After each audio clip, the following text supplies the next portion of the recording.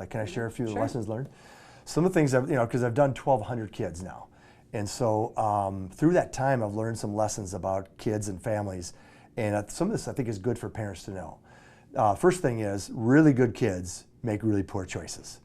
And I've had kids and parents tell me, this kid is doing this, this, this, and this, and making great responsible choices in 95% of their life.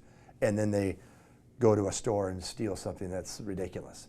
And so that's a common theme, is that these kids who have their life completely together will still have the opportunity to make a stupid choice, and then they'll do it.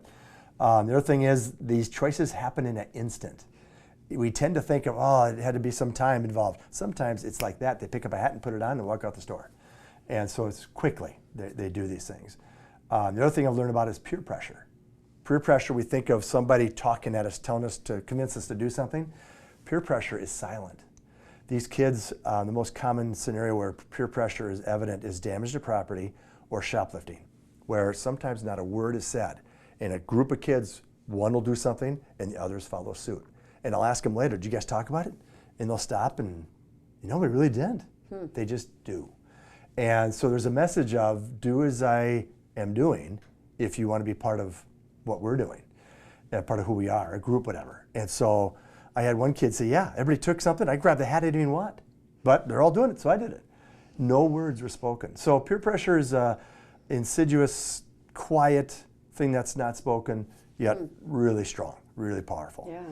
And then the last thing I'll mention is that the underlying mental health factor in a lot of these teens' committing offenses is common. So a lot are suffering from anxiety, depression, maybe chemical abuse, and the offense they commit is a symptom of that. And so they're more complicated, they're more involved, obviously they're more difficult to get to the meat of it and hopefully have that kid move forward. Yeah.